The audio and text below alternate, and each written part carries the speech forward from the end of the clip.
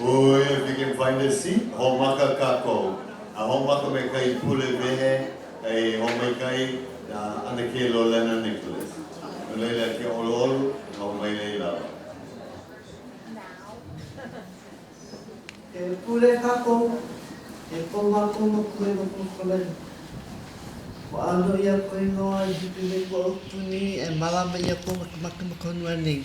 E ano mako e noho nei ma nei, o e puno me mako i loko ko mako noho ana, i ki ko mako haalere ana. O e pu me mako, o e mamua mahau pe manuna malala, i ko mako alahere hoi e mako mako home, o e puno me mako. Ana no ho ola mua mai ko mako hana i ke ia iai, o e pu me na po e i hana i kana nui. O e pu me rako, ko kua mai araka i mea mako maki ala pono. No ka pono ko mako no ana maki honua. Ka mako leo pure kei ho mai ka ia mahalo aku ni a oe. Maka inoa kau ki ki wahiwa o Yesu Christo. Amen. Amen. Mahalo i ka pule.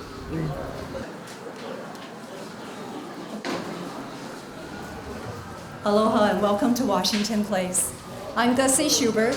I am president of Washington Place Foundation, but more importantly, I'm a Dominus descendant. My grandfather is Aimoku, my grandmother is Sybil.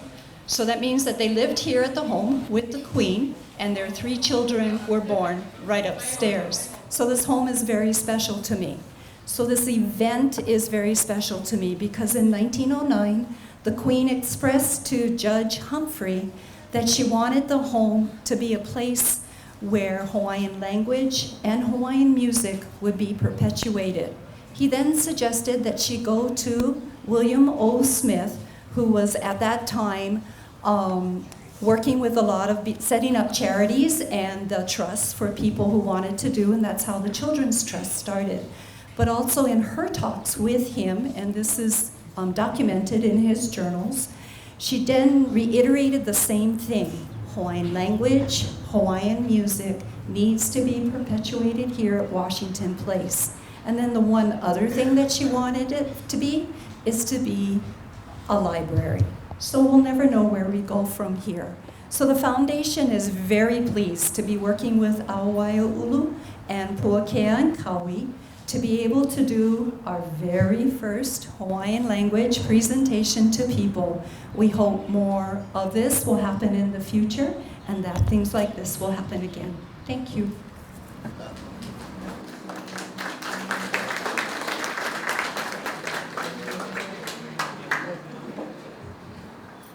Wilina ki aloha ia kako a pau na hoi a koko meila ki iai na maka hano hano, na maka malihini, na maka aloha, me na maka e maka uai. E no mako e a koko meila maka ki pona hale o ka mo iwahine lili o kalani kahi e hui aloha ai. Aloha kako. I'm Puakea Nogelmeyer, and I'm here with Kau'i Saidudwa, and we're the hosts for this evening's event, which is about Hawaiian, not all in Hawaiian. So if any of you were nervous, jump up. Aloha, everyone. Thanks for coming tonight, and thanks to the Washington Place Foundation for being willing and open to sponsoring this event to help us bridge Hawaiian knowledge to the present. We're going to share with you, the focus of this presentation is to introduce you to our trainees who have been in 2, 4, and 6 years of Hawaiian language translation training. And we're going to walk through all that. We're going to give you a little bit of history of the history of literacy and how the state came to be that we're in and the efforts that are being done now. I'm Puakea Nogelmeyer. I probably know half of you in the room. For the half that doesn't know me, I want to give a quick spin on me and Hawaiian language. I come here in 1972. I'm 18 years old and just a happy-go-lucky guy. I end up in Waianae and fall into what is the Hawaiian Renaissance. I get in halau, where I learn hula, chant, and I start to learn language. I am totally fascinated. It becomes my new passion. And I started to learn Hawaiian language from a gentleman named Theodore Kelsey, and I'm totally entranced. It's windows on another world. But I want to say, I got enough motivation that I went back and went to college. And so my very first Hawaiian language teacher at college is here, Noilosh, wherever you are.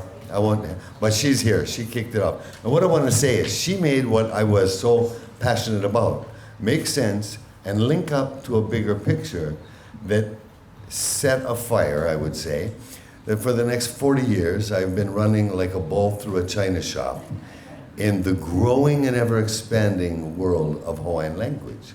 So it's not her fault, but a lot of it was impetus.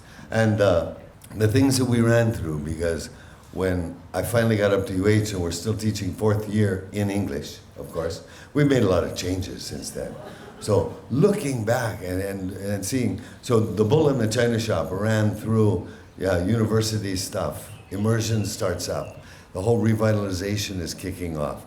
I want to say that for much of this, another cohort for 35, almost 40 years, I met up with Lolena Nicholas, who has been a running mate. She's not the bull in the china shop, but she runs right along with him and has been everywhere. And we have done immersion training, we have done radio shows, Hui Kamailios, newspapers together, we've taught in Tahiti together, we've done all these things. She keeps running, and now she's been a pillar in Awaiaulu. So anyway, I retired after 35 years of teaching at the university. I retired, taken on Awaiaulu full time.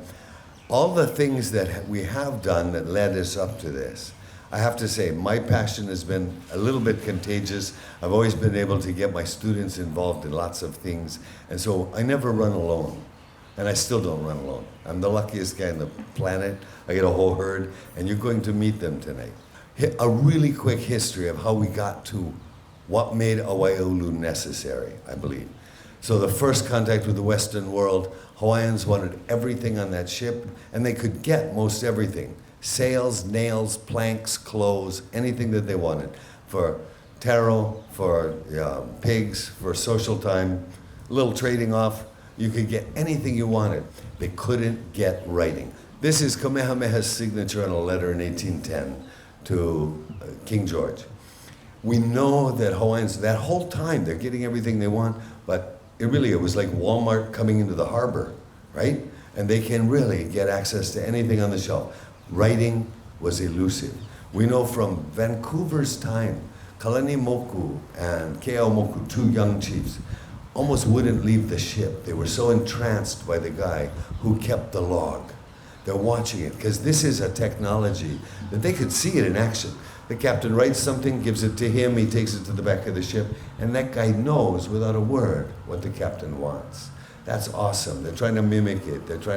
But nobody's ever here long enough, and the captains and seamen that are here, they're not skilled in it. It's not until 1820, 40 years in, Kamehameha has already even tried to make a school for his son and his nephews and whatnot. It didn't go well. It lasted about 2 weeks. They were terrible students. But 1820, missionaries arrive. Kamehameha has passed away, but the chiefs have all collectively wanted this. So within a year, they're able to make the pi'apa. So they immediately, missionaries are placed in courts, and they are teaching right away that the writing is one of the first things that's being taught. Nobody's terribly interested in learning a new religion yet, but in the process, they'll get to that. But writing is really a critical thing, and all the chiefs learn to write in English. These missionaries don't speak Hawaiian yet. So, but they're working with Hawaiian scholars. Within a year, year and a half, January of 1822, this pamphlet comes out. They've finally codified, this is how this sound goes on this paper.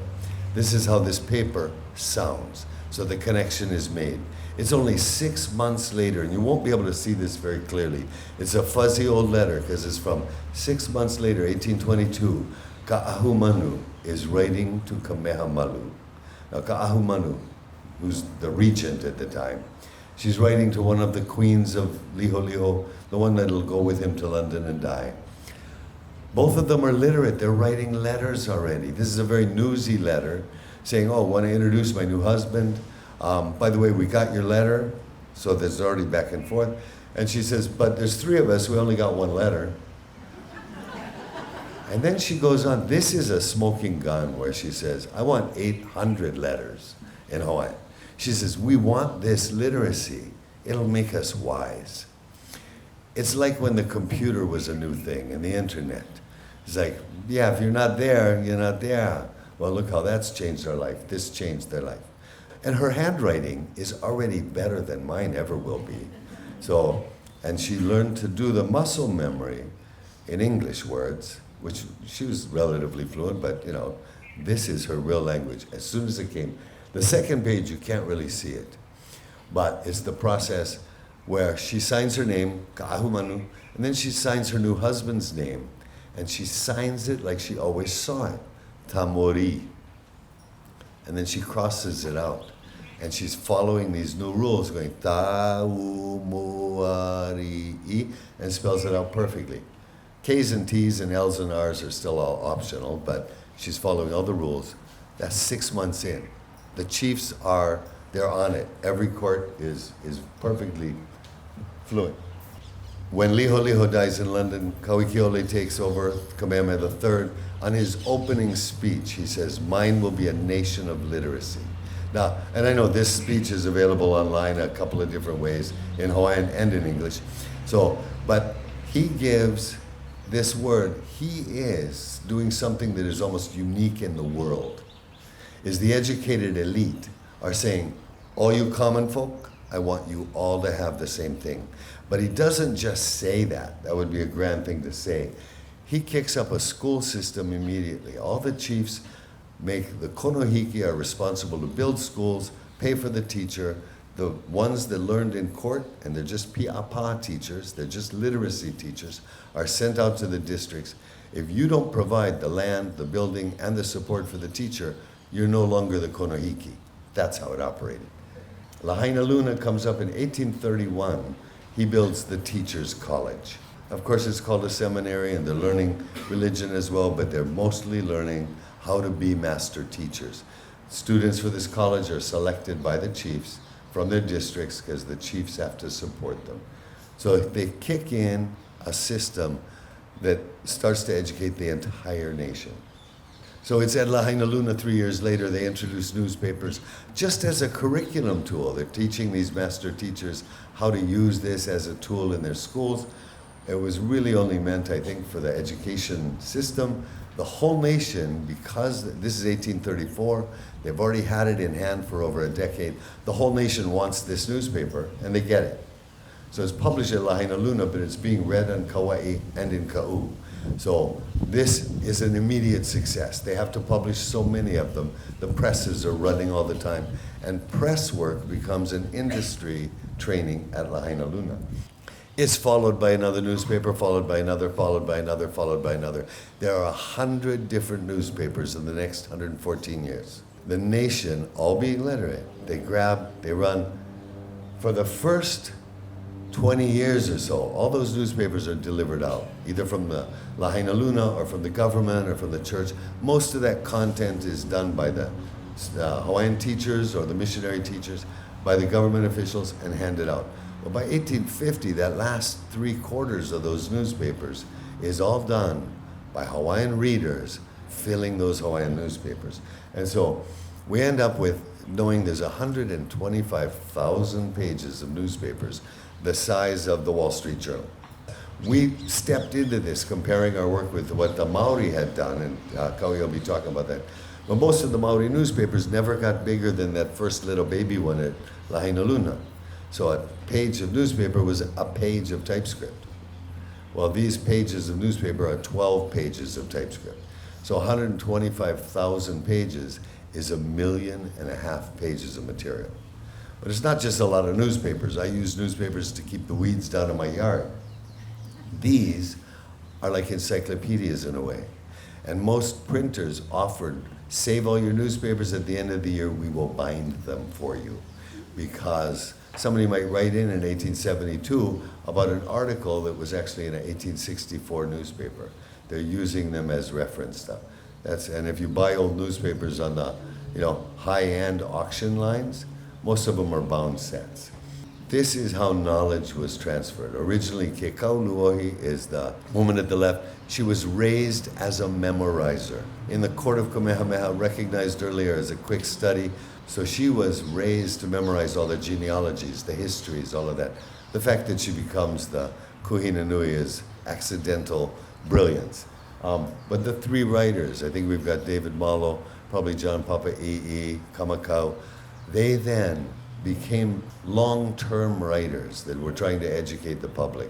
Kamakau's material runs on for 25 years. John Papa E.E. runs most of his stuff is in a 6 or 7 year span, but every week writing to the nation. That's important. And the ones on the bottom is Kuluwai Maka is a chanter. They were still doing memorization and whatnot.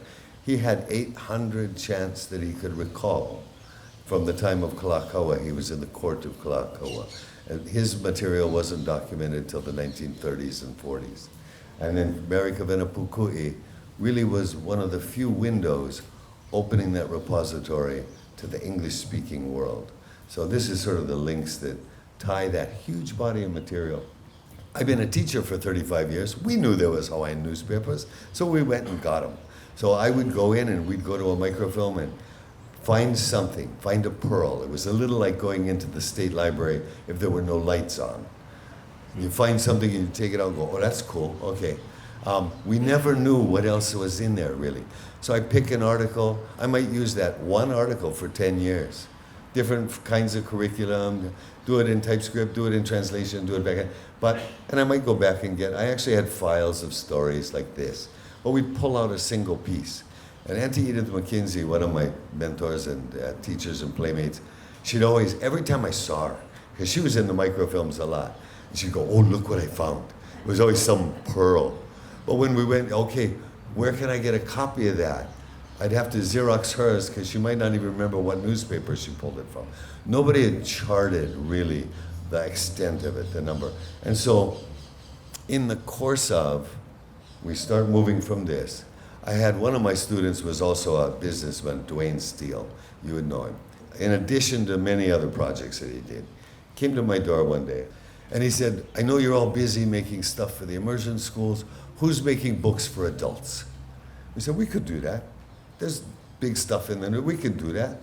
And so we start to pull Kamakau, the original, from the newspapers, saying, you know, well, we can always use ruling chiefs if we get confused on how to market and whatnot. So we pull Kamakau. We don't realize at the time that Kamakau is bigger than the Bible. We pulled the first 30, then we pulled another 30, then there's another 60, and then there's another 60 weekly installments. It just keeps going on and on and on. Each installment 4 or 5 pages long. So we end up doing books with his original material, and we had to break it in half, his story. We made Ke Kumaopuni and Ke Opuni Mo'i. The first one is the birth of Kamehameha to the death of Liholiho, Kamehameha II in London. The second book is completely the realm of Kauikeaoli Kamehameha III. We're now doing the third set of that, which at the end of this story, he said, oh, we should really go back to the beginning and lay the groundwork. So now we're on that one. We're calling it Ke Kahua. While we were doing that, we're in the newspapers now and we're seeing that, wow, he's got all this stuff, but there's all this stuff around it that's relevant to it. There's people writing back to him. There's people correcting him. There's people responding. And we don't have that. But we're also, when we turn to ruling chiefs to find what is, how do I understand this paragraph, it doesn't match the English. And we do find out later that all of the Kamakau was pulled out. It was all translated by a block of different people. And then it was sifted into 4 different books. So his single story came out as Ruling Chiefs, that was the history stuff. Came out as The People of Old, that's all the social stuff. The Works of the People of Old, that's all the physical culture. And then Tales and Traditions was the leftovers, mostly legendary stuff. That was what we were learning as we're doing these. So we pulled from the newspapers, but we also went to the repositories. So we went to the Historical Society and said, we had sort of a secret pact to put a bookshelf out for every Hawaiian language family. This was the goal. So we went to Historical Society, went to look at their collection and reprinted 5 books that had been out of print for 150 years. So the one on the right is drawn from Historical Society. The Bishop Museum allowed us to dig around in their collection. 5 reprints were pulled out of there, so there's 10 books right there. We also just randomly plucked up books. So the James Maguire Journal it was published in Hawaii in the 1930s. We just tracked down a family member and said, can we? They said, sure. So we reprinted. We'd reprint anything we could get our hands on, basically. We were going to make this bookshelf. But in the course of this, I also end up getting a PhD, because we measure how much is there. We see it's 1.5 million pages of material. And then we're able to measure that of that 1.5 million pages, what have we put into English? What's available to you today in English? 2 to 3% of it. And so my dissertation sort of points that out. Dwayne Steele reads my dissertation overnight. If you didn't know him, he's volatile. So he shows up at my house the next morning and says, well, what are you doing about it?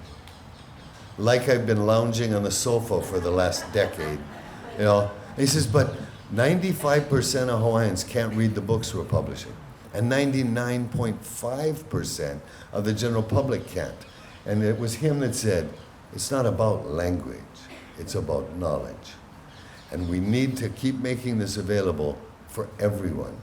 And so he said, we have to keep making Hawaiian books, but we have to do them all in English as well. And I said, there aren't enough translators. Because in the course of the revitalization, I have to say, translation was sort of demonized. I mean, it's the antithesis of revitalization, right? If you want to read those books, learn Hawaiian. And that works, but it doesn't work for everyone, let's say. Because after 30 years of it, 40 years, we've got 20,000 speakers. So we still need to feed. It's about knowledge, too. So we work it. But I said, there are translators. He said, you're a translator.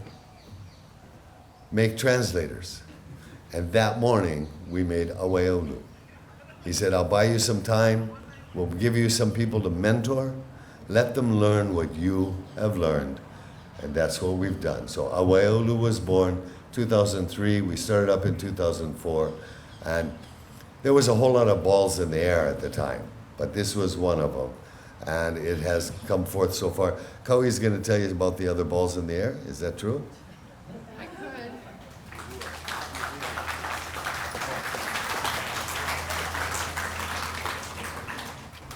So Puakea introduced the Hawaiian language newspaper repository.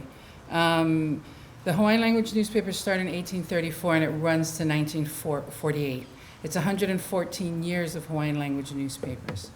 So I grew up in the 60s and 70s and I had no idea. I had no idea this existed. I didn't even know that my tutus actually spoke Hawaiian because you don't pay attention to these things. So you go through high school, you go through all of this, and you have no clue about the depth and the breadth of our history and our knowledge that are contained in Hawaiian language resources. Before, the only way you used to be able to access Hawaiian language newspapers was through microfilm readers. You'd have to go there and physically, manually take hours of your time, and it's kind of a crapshoot. You hope and hit and miss something that you hope to find, yeah? 3 really important things happened that made the Hawaiian language newspaper digitization possible. The Maori newspaper project happened around the early 2000s. They worked together with the Waikato University, who created Greenstone, which was freeware, which allowed the search technology. Optical character recognition software was created by Abby Finereader.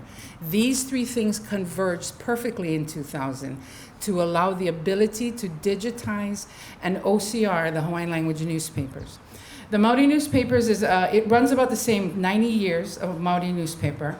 They only have 30, 35 publications that they pulled from, and their collective repository is 17,000 pages.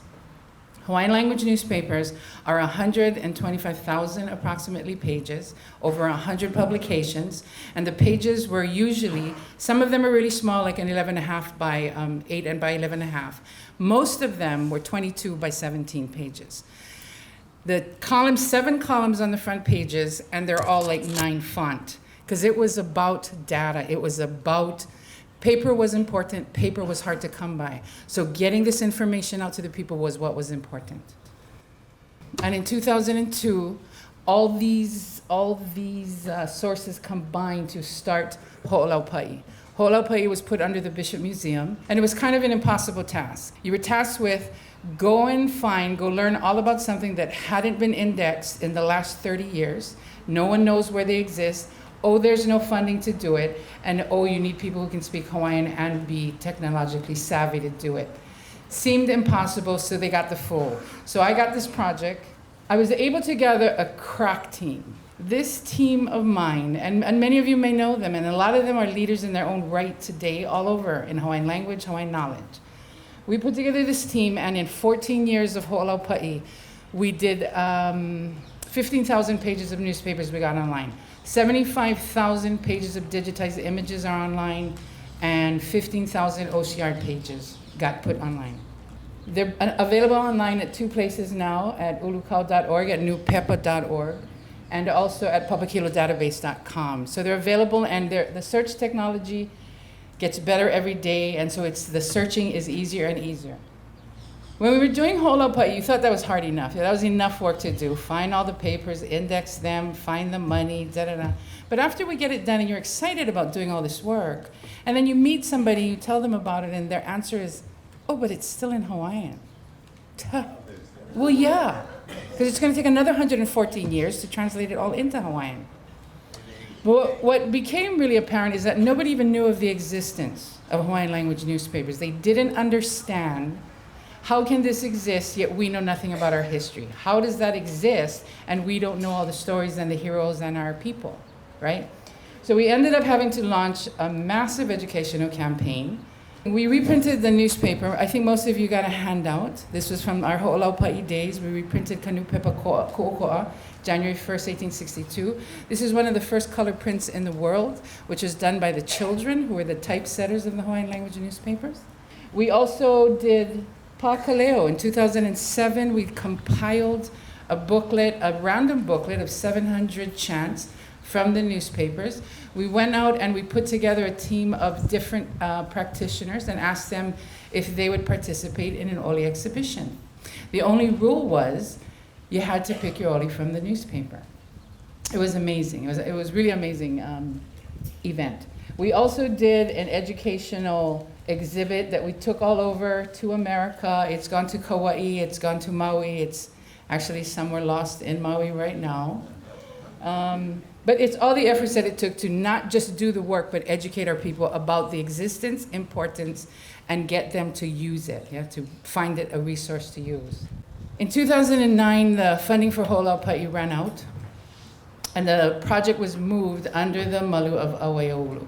So in 2009, Puakia and I joined forces, and then it's become a crazy, nutty ride since.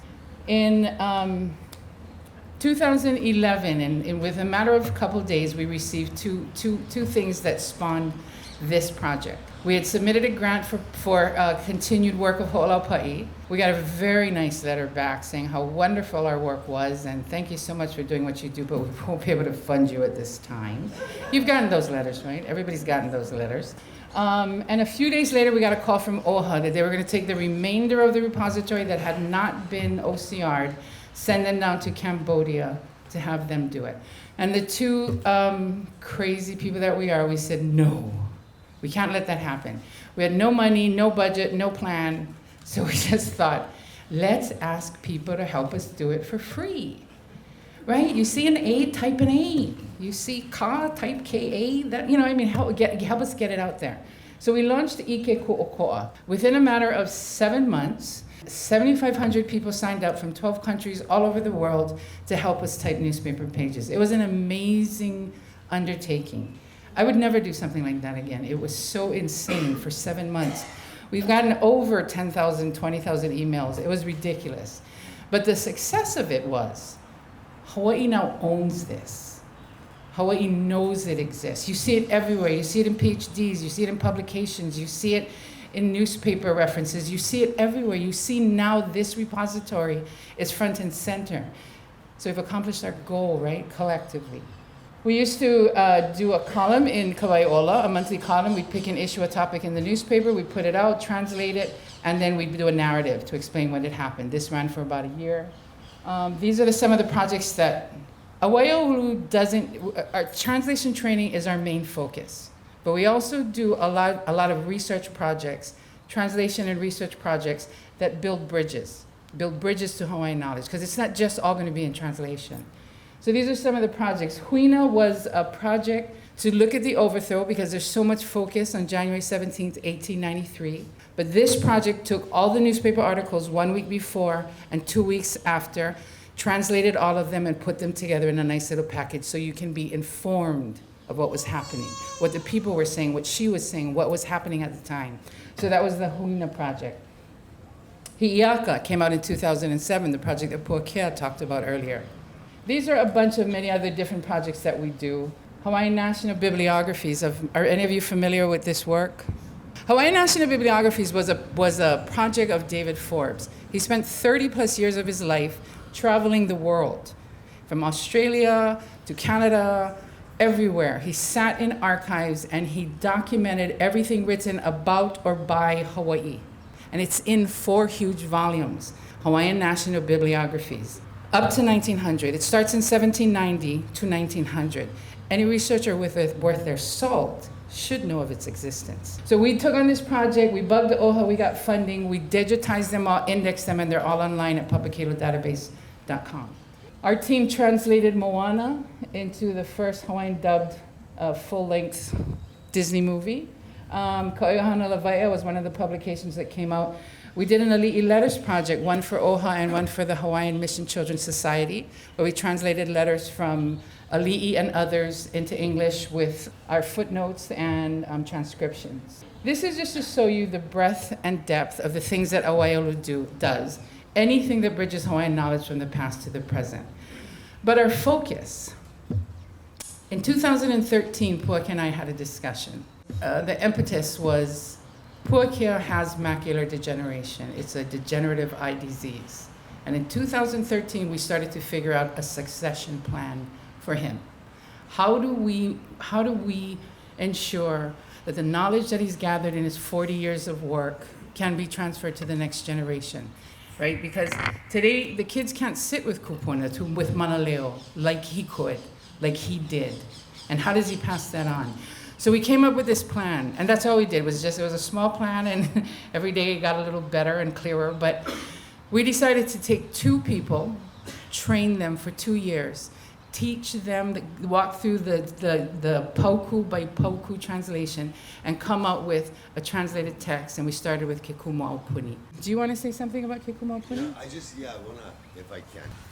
My point would be that we do a lot of side projects and whatnot, but the training that we focus on in Awaiaulu is we take on tomes. And that's, Hi'iaka was a 500-page task, and we walked through, and you ended up with a Hawaiian language resource and an English language resource, and that's the value of a tome. But it also put the 2 that were doing that training, it puts them through the hoops, all the way through the hoops. So when we took on Kale and Kamuela, we chose a tome, and we actually had a number of choices in hand. We chose this one by what we thought would be most important for the audience today. This would be the most valuable. They would learn a lot, but the book we could hand off is going to be invaluable. And it's probably going to come out this year. But we always did tomes. And we're going to do a sequence of 3 and tell you how that works. You could, hours. This project was funded by, we got a grant from the Atherton Foundation to start this, and we ran for 2 years. So the 2 who first started out with us, who are today in our current phase 3, they are mentors in training. I'm going to introduce you to Kamuela Yim, and then Kale.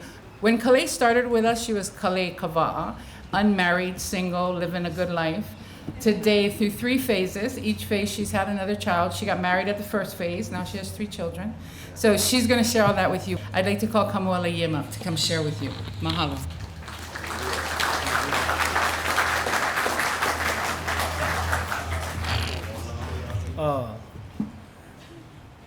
E ka hako hihi manu no na kahale, kia niani o ka pololei waihono o kiaka mai, kia aloha nui ia oe. E ka hale waki ne kona, mahalo kia mamalu ana mai. A me o kou e ka lei pua a ala mai kai e kūpawa e nei ka hale. I mānai ia e ka oe o ia mea o kia aloha o lelo. Kia aloha wai anu hea o kou. O keia o Kamuela, he mahi ai he kupa no Waipio, ka aina nei, a he lala vau no Awaiaulu, aloha oko. I'm Kamuela. I'm actually from Waipio on this island, and I'm also one of the people that works for Awaiaulu. I've been with the project since 2013. Ke Kumaopuni was Kalea and mine. It was our project, but actually before us, we're actually not the first. The two that did Hi'iaka, they're actually the first, and that's Kamauli Kuwara and Sahua Fukushima. And the two of them are actually excellent at what they do. So Ke Kumaopuni was our project, and there's a few things. One of the things that Kumapuakea mentioned earlier, he just kind of throws things out, and sometimes you just kind of go meow, and you don't really notice what he's saying. When we got into Ke Kumaopuni, one of the most enlightening things that I learned was exactly how these writings of Kamakau got broken down and translated, and not a lot of people know. And once you know this, then it really starts to inform how you use and how you trust the translations that are out there as opposed to the originals in Hawaiian. So Ke Kumaopuni is the first third, and these are names that Awaiaulu gave them. Ke Puni Mo'i is the second third. The last third Kale's team is doing right now, Ke Kahua. That represents the entirety of Kamakau's writings in the way that he wrote them, exactly as best as we can get it, with the most clarity we can. But what happened when all of those things were translated earlier was they separated the text. And the first separation that they did was they went culture and they went history. And it was kind of a willy-nilly thing take on what is culture and what is not culture. And so you can't really make a real clear, distinct line as to what culture was pulled out. The history that was taken is now reorganized into a chronological format. Yeah, you get a chronological timeline of how things work. So when you read Ruling Chiefs, which became the chronological timeline, when you read that, sometimes as you read it doesn't make sense. It starts jumping from here to there. There's a sentence that doesn't connect to the next sentence, a paragraph that seems like it's floating out of nowhere. That's a chronological timeline of the history that's within Kamakau's writing. The culture gets taken out and it gets split again. Social culture gets referred to as, it gets put into a book, People of Old. And then material culture gets put into another book, The Works of the People of Old. And then all of the legends and the stories, that gets taken out and gets turned into tales and traditions. That's important to understand the next piece that I'm going to talk about. So this is a picture of a flyer that I did. It was an art thing that I did with a friend of mine. My friend's name is Keolo Raposo. He's the owner of Fitted. He's a clothes designer, amongst other things. He's an artist, first and foremost, I think. But he really considers himself a Hawaiian, and he likes to do all of the things that he does. He really likes to do some research and try and ground it in something as best as he can that's Hawaiian.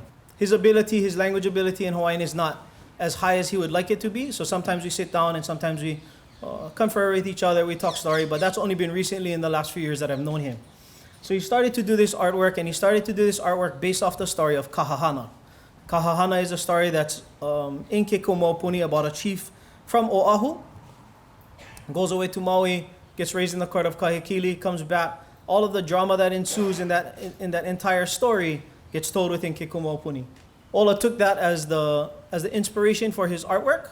And so we sat down one day and we were talking story, and so he starts to tell me the things that he's reading in Ruling Chiefs. And so as he's telling me, I'm telling him, oh, some of that stuff you're saying is wrong. He goes, oh, no, right here. And he shows me in the book. I was like, well, it's actually not right. And so I had to take out the Hawaiian, and we sat down with each other. And there's actual discrepancies between the translation in Ruling Chiefs and what it actually says in Kamakau. Even without the discrepancies, once you understand how Kamakau's writings are split before they're translated, now you understand that even if Ruling Chiefs was 1,000% accurate, you're still only allowed a fraction of the picture. And that fraction of the picture has been rearranged before it even got to you.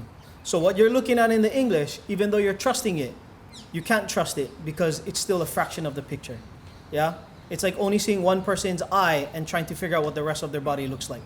So we sat down and we started to look at the two. I started to show him where the discrepancies were, and we started to look at the Hawaiian, and he started to rebase his inspiration off of the Hawaiian. We did a bunch of stuff. From that, I think he's actually started to rethink how he does his research, rethink how he does his stuff when he starts to look for inspiration.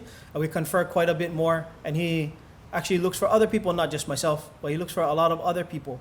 When we did this presentation, we did it down at Kavaivai in Manoa, Kamo Ili Ili. And the really cool thing is the people that come and buy Keola's stuff is a very different set of people than are sitting in this audience. Those people are usually a lot more urban, a lot more into the urban aesthetic. They're a lot more of the nowadays times. They're not in the crates and in the archives digging through all the dust. They're not those people. But through this, we got to take a story which I really, really like. We got to pull it out of the dust in the archives. We got to repackage it and give it to a whole bunch of people that have never heard that story.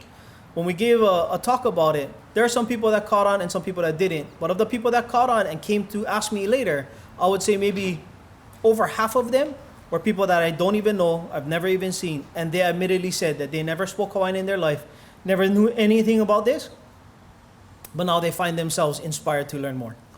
One of the great things about this is Awaiaulu is not making 18 more, 15 more, 30 more people to sit in the archives by themselves to not talk to anybody, even though a lot of us would really love to be hermits and just kind of sit in the bush or sit in the archives by ourselves. Really allows us to become bridges and allows us to open new portals for a lot of other people to start to access some of this material. So if we can become resources as people, hopefully the books and the tomes that we put out as well can start to become resources that can go a lot farther than the 15 or 18 or handful of people that we have. But that's all I got. Mahalo.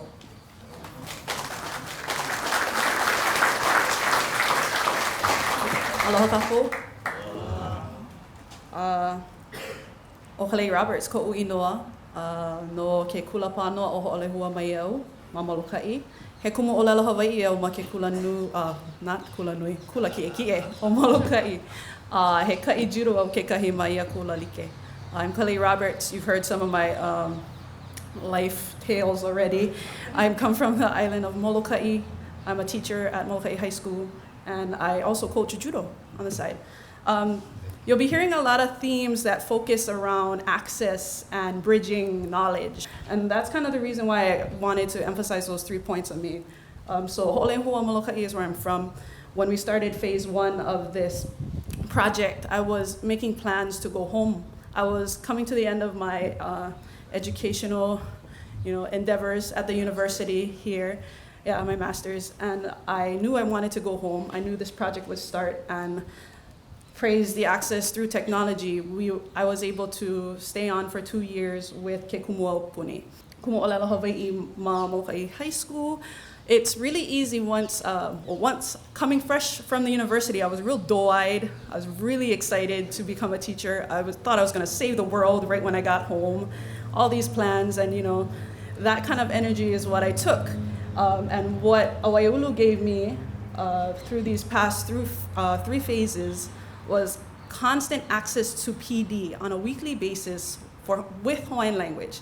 So I'm no longer going to the university, and that's kind of a down for me. I was really high at the university with everything that I was learning from my teachers. They're so smart. I was surrounded by so many intellectual peers. But Awaiaulu provided me with access to that on a weekly basis and one-on-one access to a kumu. So I was very grateful for that as well.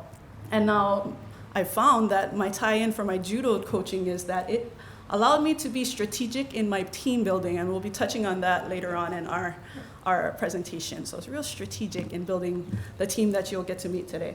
I'm gonna touch a little bit on the 3 phases that we're talking about. I know it's kind of been grazed over a bit, but Kamo and I were a part of the Ke Kumuaupuni phase, and we were assigned weekly a certain amount of the text, and we would go through it and present our translations or our assignments to Kumu. So I'm not the firstborn in my family, I'm actually the secondborn, but it was the first time, from what I've heard, that I've experienced firstborn cracks. You're the firstborn, I hear you get a lot of cracks, whether you mean to get it or not. But you sit in front of your text and you're presenting it, and you get a one-on-one first-hand crack at Kumu. What did you think? It was really eye-opening for me to see what I didn't know. It was humbling for me to see. Okay, Ke Aupuni Mo'i, we were able to expand more. We brought on second-borns, and I figured, well, okay, they're gonna get the cracks now, right on. They get them. Apparently, firstborn, you still get cracks. once you get younger siblings. I didn't know I was number 2, so I never got cracks. Same theory, now I'm guiding the other 2, and I'm still getting cracks from straight kumu on my assignments on a weekly basis. In this third phase, we were able to expand much larger. And it's interesting because I was a big Captain Planet watcher when I was young. So together, we children combined our powers, and we've created this great presentation where I don't get as much cracks as I used to anymore. So this is my gem that I really got to take away from these projects for the past 6 years. We're familiar, anyone who's opened a text, a Hawaiian language text, with genealogy. And a lot of times when we read these stories, it's easy for us to really get overwhelmed with these names, to really get desensitized to who they are as people. Yeah, we see them as charts more often than not, because that helps us to really connect them one to another. Sometimes we'll try to maybe give them a gender now. We can digest it a little better, and we'll see them more as humans. We'll see them as a man, as a woman, and as a child. This is how I tried to make sense of it in my head, because I realized later in the text that I needed to know what block 1 meant and who this person is in order to make sense of what came in the end. And what I came out of the project with was an excitement in seeing the connection between what I see on TV and what I was able to work with on a weekly basis. Now, there's a saying in Molokai, what happens on Molokai, everybody already knows. And it's very true. And you see that a lot when we look at these stories and we see the family ties, the familial ties that'll really foreshadow what's going to happen in history. So if anybody's a Game of Thrones fan, I am a huge Arya Stark fan. There was an episode where she speaks this quote, and it really resonated with me with the fact that I remember, and my house will take my revenge on your house. And it happens. It's happening in the text right there. In Ku'oko'a, Kamakau writes about this very pivotal moment in our history with the Battle of Kuomo'o. Kamehameha just conquered the islands. The Iron Throne has been conquered. And now he passes away. How are we going to rule the Iron Throne now? That's the battle that decides it. How is it going to be ruled? Now, Kalani Moku and Kekuokalani are the 2 that are mentioned in here. And it mentions Kekuokalani falls in battle, he dies, but Kalani Moku feels as if he does not deserve a proper burial. Now why? Well, maybe because it's that pivotal, very emotional moment in history. But no, just like Game of Thrones, you killed my grandpa, or your grandpa killed my grandpa. So the North remembers, and I came for you. So these are the ties that really make these things tangible. Yeah, these histories, these mo'olelo really make our Hawaiian history relevant to us, gives them humane characteristics that we can relate to, and validates us as human beings today. So that's what I took away from this. Malo.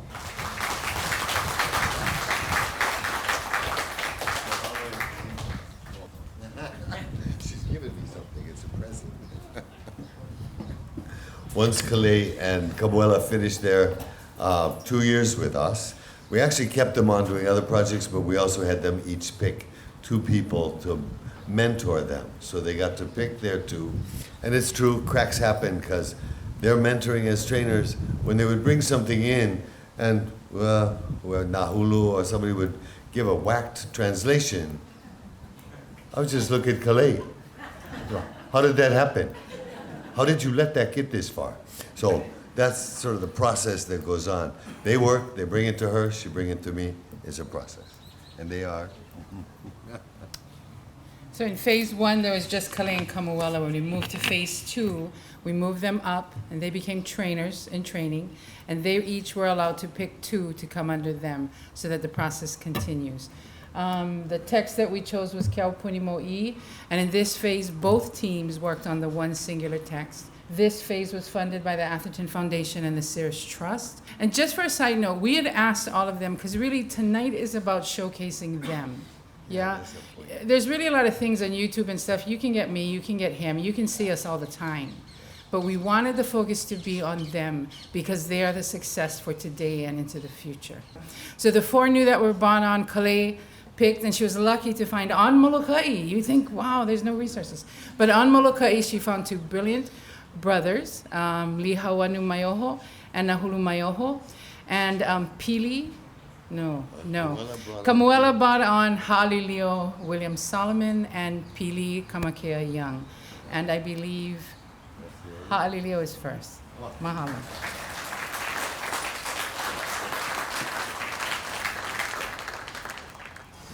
I nā hoa ki po ke ahi mai ka oua mua a ka oua hope na ano ai ia oko o ke aloha o ni paa aloha ma kalapua kako. Okay, Ha'alilio Solomon. My name is Ha'alilio Solomon. Got into Awaiaulu as stated in 2015.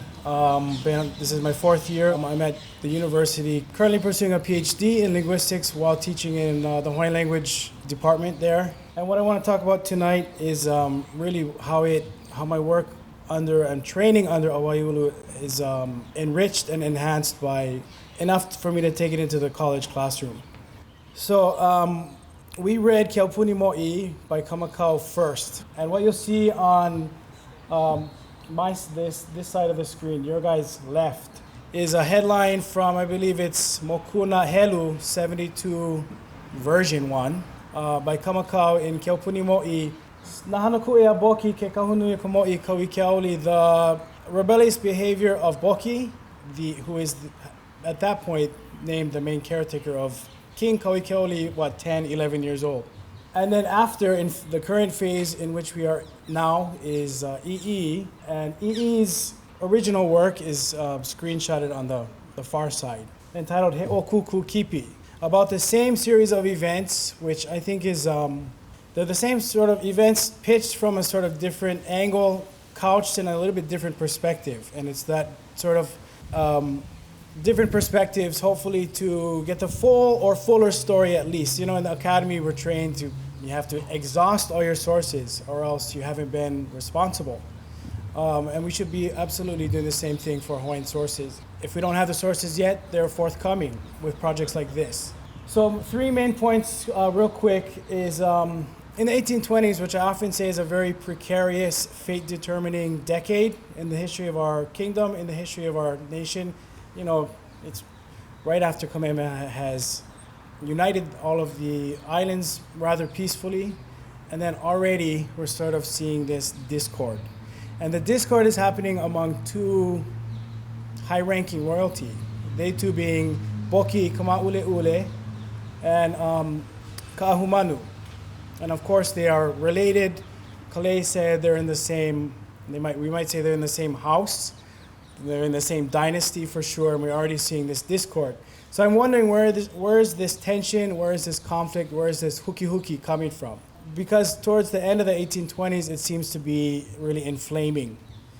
And when you just, at a first glance, first read of either EE or Kamakau, they go into it, they get into the, you know, they'll talk a little bit about it, but they don't go deep, and you don't know where did this come from and how did it get worse. 2, and I don't want to spoil the ending, but to the extent that Boki issues a death, you know, he orders the death of Ka'ahumanu. So I'm thinking, where do these 2, how come they butt heads so much? And it really seems more like Boki doesn't have it. Ka'ahumanu has not won the favor of Boki, and that's where really the problem lies. So where does that come from? Kamakau is very forthcoming and clear and explicit in saying that Boki was, among his wife Queen Liliha, Manuia, and a few others, very much swayed and influenced by the foreign merchants and the foreign notables residing here in the 1820s. On the other hand, in the same court, same dynasty, same kingdom, you have Ka'ahumanu and her folks who are very much swayed and influenced by the missionaries. Two completely different agendas, 2 completely different politics.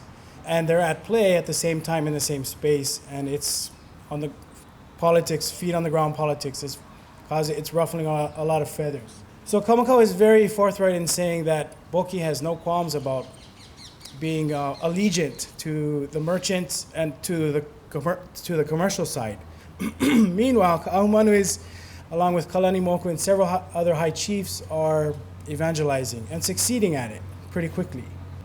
On the other hand, even though Kamakau is alluding to this sort of conflicting agendas, EE, in his chapter 60-something, talks about the same incident, the same rivalry, but pinpoints it to a single root cause, and that is a statement that Ka'ahumanu makes. I'm not sure if Boki is in the present when she makes this, but he ends up hearing it. And the statement, and the funny thing is, EE doesn't say what the exact words. He does not quote Ka'ahumanu verbatim. Ka'ahumanu makes a statement to foreshadow the supremacy of the reign of Ke'elikolani, high-ranking chiefess, who would become the Hanai of Ka'ahumanu. For whatever reason, Boki's feelings are so hurt by this that he goes on board a ship called the Kiokoi, and that is where he orders 3 or maybe 4 lesser chiefs to whom he has already gifted land here on Oahu. So he already sort of asserts influence over them. He orders the death of Ka'ahumanu, and they shall carry it out. And hesitant and reluctant to do so, sort of surprised by the wickedness of his statement, they discuss Ka'ahumanu's innocence, and they decide collectively that it's not a good idea. And EE quotes, EE says, they decide against it for the God-fearing one shall be spared. And what I'm trying to get at this evening is that there are several sources about relatively the same series of events. And what I think is one of the most intriguing, compelling political rivalries that is often overlooked. How many of us heard that Boki wished for the death, or at least the failure, political failure or otherwise, of Ka'ahumanu? As soon as I noticed this, there was a colleague of mine at the university who's writing about this very topic, and we talk about this all the time, and say it's such an important social dynamic. It's politically charged. It's fascinating, and we don't really talk about it too much. As responsible translators, responsible learners, students, scholars, we need to seek out as many sources as there are to get the fuller story.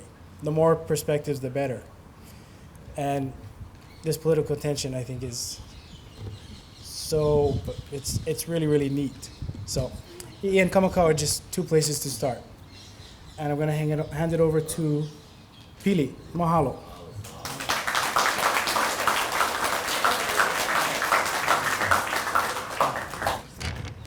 Aloha nui a kākoa pauloa o au no o Pili kamakea yang. Kahia ho'i honei I ke ia aina aloha. My name is Pili. I was the partner to Ha'alilio in phase 2 under the guidance of Kamuela. I was hoping to have a picture of my tutu kuakahi. Her name is Sadie Ka'onohikula Kamsin Young. Born and raised in Waipi'o, Hawaii, and I was lucky enough to have met her. She was still around when I was born and didn't pass until exactly 7 years ago this day in 2012. So I knew her for 21 years of my life before she finally passed, and it wasn't until 2 years after her passing, when I was driving to work. I taught at Kailua High School for 2 years. And in the car I was listening to the old Kaleo Hawaii tapes, and there was this kupuna that came on. Her name was Catherine Hanohano. And she's introducing herself, and she goes, "Ko umukua kane o Young Chitai.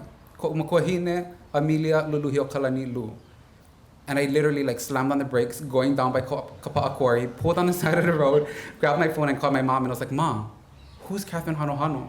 Because back in 2003, I was able to interview that same tutu about her life and her time in Waipi'o, and I remember those names. And she was able to tell me that was the older sister of my tutu kuakahi, who had passed away in 2003 at the age of 97, who I was also able to meet and converse with. The unfortunate thing is at that time, in 2003, I was not yet capable of understanding or using my olalo, which it was later that year that I actually started to learn it. And again, it was 2 years after I had, my great-grandmother had passed, that I found out that she could olalo as well. And so many of us, maybe with the exception of Frank, nah, just joking, kind of come into this work for our own self-gain, but also for the fact of, like we've heard from the 3 already, and the other 13 that are coming soon after, is to make those connections and build those bridges to the past that was kind of ripped away from us without us even realizing. All of us sit in this room today as products of history, whether we wanna recognize it or not. And what we do today is gonna result in the history of the future.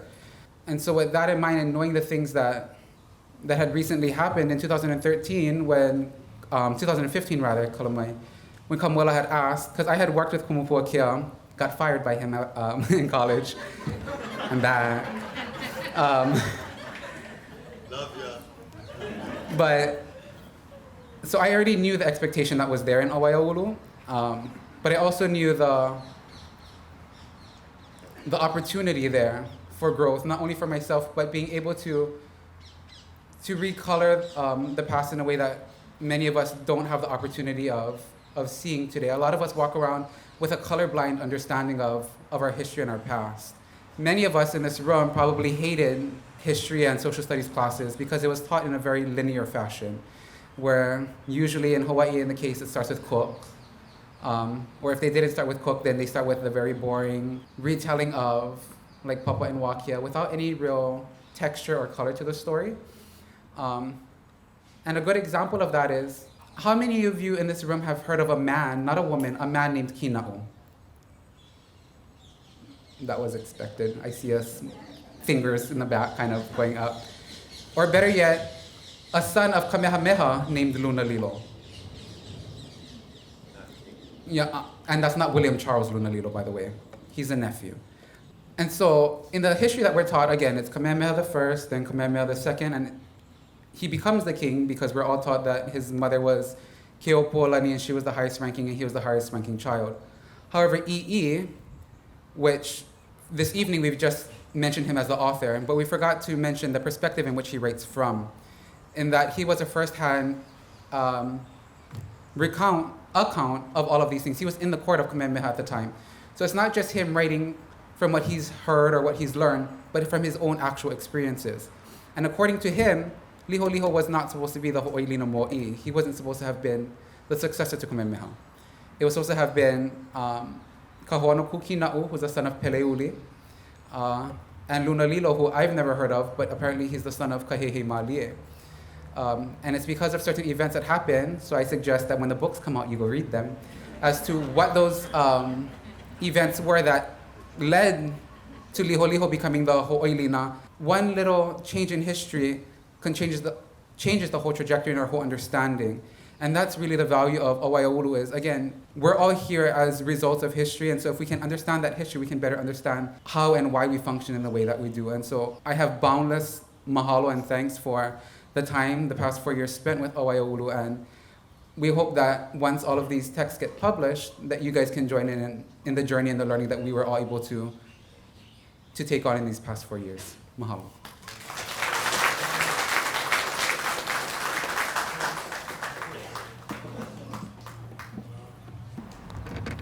E nā kupuna, e nā ohana, e nā hoaloha, e nā hoahana, aloha. O Ilai, lihawanu, nā hulu mai oho, ko uinoa piha, no moloka I mai au.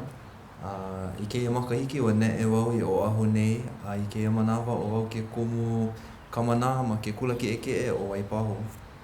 E haumana wau no ke kula haa o ke kula kaiapuni o Kuala Pu'u. Ua puka wau mai ke kula o Kamehameha kula ke o Kamehameha ma ka pālama I ka makahiki e lua kaukani e lima. Aloha everyone, my name is Eli Lihawanu Nahulu Maioho. I'm from Molokai and now I am the woodshop teacher at Waipahu High School. I was very fortunate to be brought into this ohana of Awaiaulu by Kalei, and my brother and I were brought in, and it was pretty unique for the three of us to be from Molokai, and we were fortunate enough to be able to meet in person. So during phase 2, which we covered Keaupuni Mo'i, we were able to meet in person, and also we all worked at Molokai High School, so we were able to meet during lunch breaks or before after school or whatnot, and that was very convenient. And now in phase 3, we were able to bring in 2 other people, and I brought in Kaho'okahi Kanuha and Pa'ani Kelson, and we'll hear from them in a little bit. One takeaway from that was we really got to expand our network. Kaho'okahi being from Kona and Pa'ani being from Hilo, it really incorporated some unique perspectives from around the state, and especially when we went over different stories from different areas, it was really important to have their input. And also that presented a challenge too, meeting across islands. So we used Skype, and we continue to use Skype and Google Docs. It's really important, and it's kind of how we get the work done. And like up there says, I'm a product of UH Manoa as well. And Keaupuni Mo'i, one important thing that I noticed, Kamakau really presents a unique perspective showing the chronology of how things played out in the Kingdom days. And one thing I really appreciated was the evolution of education and the separation of responsibilities within the kingdom. And it eventually led to the modern public school system that we kind of deal with today. And in phase 3, we continued on to deal with Ke Kahua. Kamakau's perspective and time really got me thinking. In certain helus, in certain chapters, he really presented a perspective that kind of woke me up a little. He kind of he gave us a glimpse into a deeper past. Nowadays, a lot of us are familiar with the Papua and Wakea story, kind of being an island creation story. But Kamakau also talks about Papua and Wakea as people and their lives and the story of their lives. He mentions that they lived right up here in Nu'uanu, how they had land in Halava. He talked about their parents and their children. He also mentioned what Wakea did when he was alive, building heiau for his akua. And he also mentions some famous ko'i, or adzes, that were around in Wakea's time. It really opened my eyes to a deeper past and a deeper perspective of a common story that a lot of us are familiar with. And another interesting point that he brought up, it kind of gave me a deeper glimpse into the past, was the evolution of different types of clothing. A lot of us are familiar with when we tend to associate kapa with the ancient attire or clothing or whatnot. But he also talks about older versions made from woven banana, tea leaf fibers and whatnot. It's kuku kapa, or this kapa is more of a modern take, and it only became widespread in the time of Kaba'ama Ukele and Mauia Kalana. And he also talks about how though the older versions of the garments are still in use in times of Kamehameha the 1st, 2nd, and 3rd. So hopefully work like this, translation work, can continue to provide unique perspectives to us and our future generations as well. Mahalo.